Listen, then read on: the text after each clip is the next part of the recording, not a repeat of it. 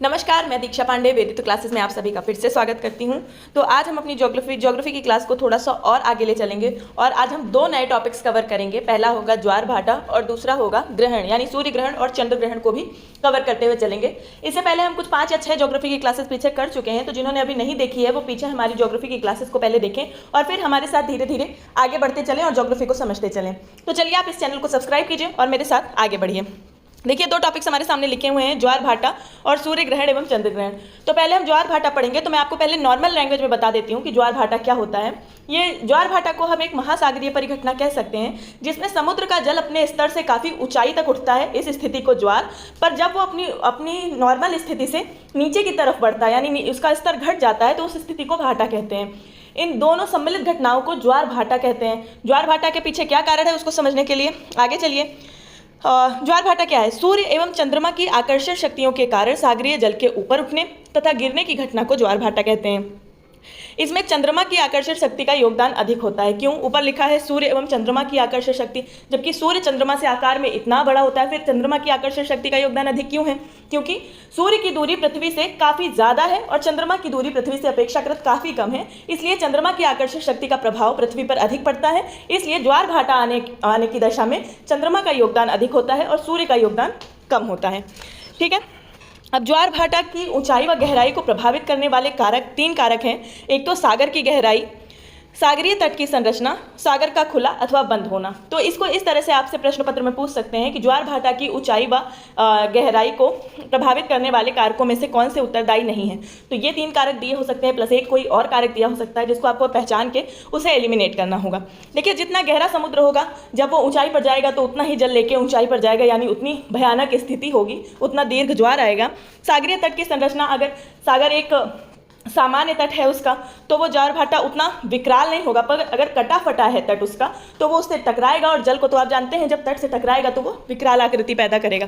तीसरा, सागर का खुला अथवा बंद होना। अगर महासागर बंद है तो वो बहुत ऊंचाई तक जाएगा ज्वार, और अगर खुला हुआ है तो उसकी स्थिति कंट्रोल हो जाएगी। ठीक है, इसलिए ये 3 कारक हैं जो ज्वार भाटा की ऊंचाई व गहराई को कंट्रोल करते हैं। आगे बढ़ते हैं। ज्वार भाटा से उत्पन्न तरंगों को ज्वारीय तरंग कहा जाता है। प्रत्येक स्थान पर 24 घंटे में दूसरी बार ज्वार भाटा की स्थिति आनी चाहिए, यानी कि 12 घंटे में दूसरी बार ज्वार भाटा की स्थिति आनी चाहिए, यानी कि 24 घंटे में एक ही स्थान पर 2 बार ज्वार भाटा की स्थिति आनी चाहिए। ये एक आइडियल सिचुएशन है, मगर ऐसा होता नहीं है। क्यों नहीं होता है, जस्ट आपको अभी आगे बताया जाएगा। जब सूर्य, चंद्रमा व पृथ्वी एक सीधी रेखा में होते हैं, इस स्थिति को सिजगी कहा जाता है।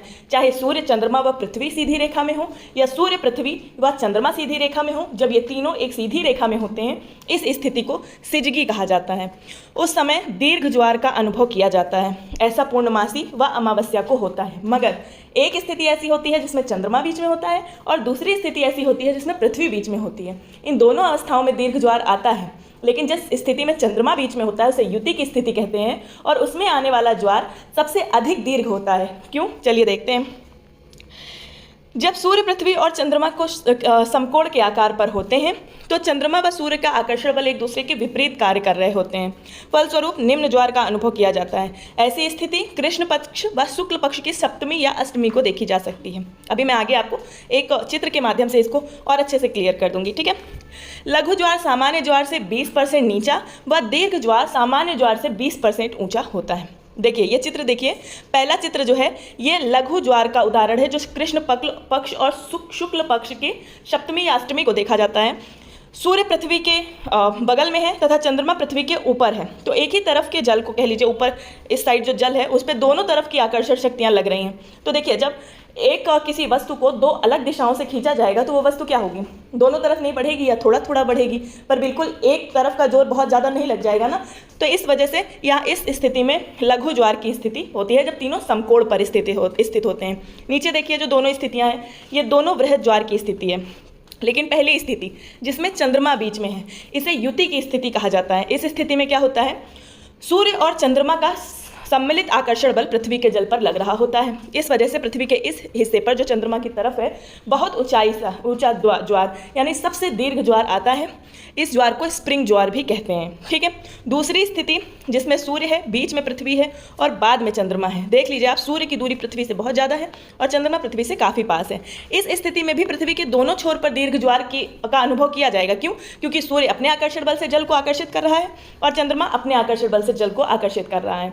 लेकिन ये ज्वार जो है इसे वियुति की स्थिति कहा जाता है और इस समय आने वाला ज्वार भी दीर्घ ज्वार होता है, परंतु यह युति की स्थिति से थोड़ा सा कम होता है। ठीक है, पृथ्वी पर चंद्रमा के सम्मुख स्थित भाग पर चंद्रमा के आकर्षण बल के कारण ज्वार आता है, किंतु इसी समय पृथ्वी के चंद्रमा के भिमुख भाग पर भी ज्वार आता है। देखिए आप इमेजिन करिए, कोई गोल वस्तु है, वो घूम रही है, अचानक से एक तरफ से उस पर आकर्षण बल लगाया जाता है और सारा जल खींच के एक तरफ आ जाता है, तो क्या वो वस्तु स्टेबल रहेगी? नहीं रहेगी।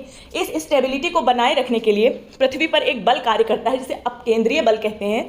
इस स्थिति को बनाए रखने के लिए वह अपकेंद्रीय बल चंद्रमा भिमुख भाग पर भी ज्वार की स्थिति उत्पन्न करता है ताकि पृथ्वी स्टेबल रह सके। ठीक है, गुरुत्वाकर्षण बल व केंद्रीय बलों के प्रभाव के कारण प्रत्येक स्थान पर 12 घंटे के बाद ज्वार आना चाहिए, किंतु यह दिन में लगभग 26 मिनट की देरी से आता है। क्यों?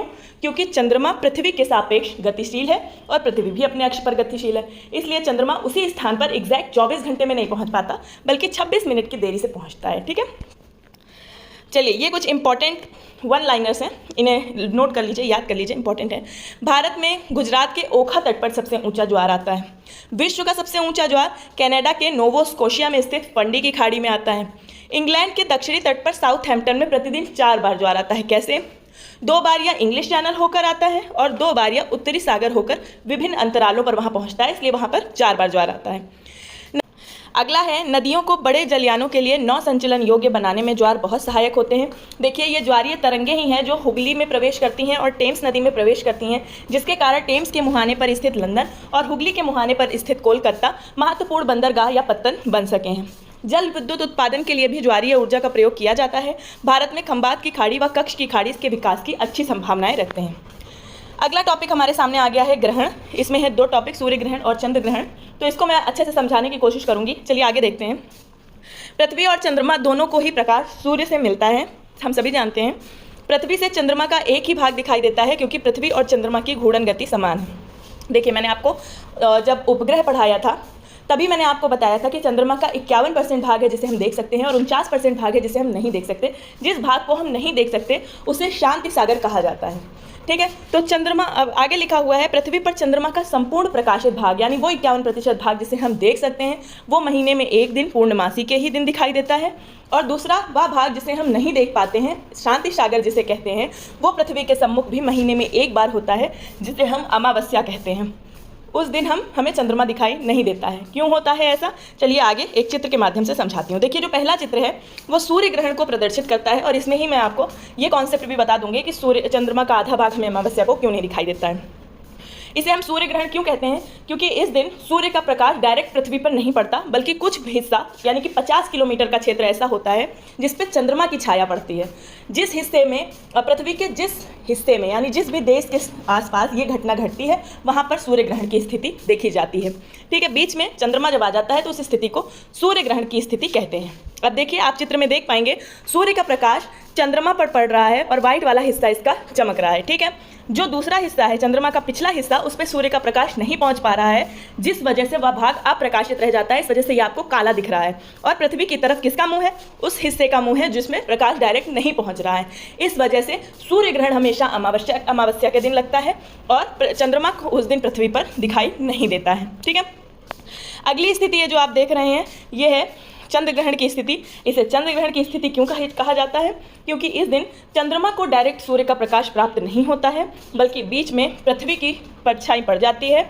इस वजह से इस ग्रहण को चंद्र ग्रहण कहते हैं। चंद्र ग्रहण की अवस्था में पृथ्वी बीच में आ जाती है और सूर्य ग्रहण की अवस्था में चंद्रमा बीच में आ जाता है।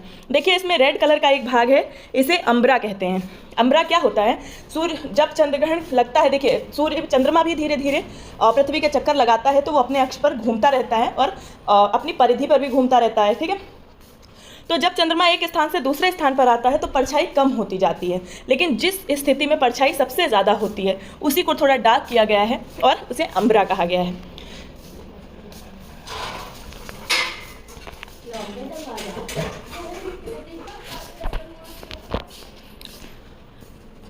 ठीक है, तो अब पहला टॉपिक है हमारे सामने सूर्य ग्रहण। सूर्य ग्रहण की स्थिति हमेशा अमावस्या को ही देखी जाती है, जब सूर्य एवं पृथ्वी के बीच में चंद्रमा आ जाता है तथा पृथ्वी पर सूर्य का प्रकाश पड़ने के स्थान पर चंद्रमा की परछाई पड़ने लगती है। इस स्थिति को सूर्य ग्रहण कहते हैं। अभी मैं ऊपर, मुझे लगता है मैं आपको अच्छे से समझा चुकी हूँ, उसी का ये नोट्स है। चंद्र ग्रहण क्या होता है? जब सूर्य तथा चंद्रमा के मध्य पृथ्वी आ जाती है तो चंद्रमा पर सूर्य का प्रकाश नहीं पहुंच पाता। इस स्थिति को चंद्र ग्रहण कहते हैं।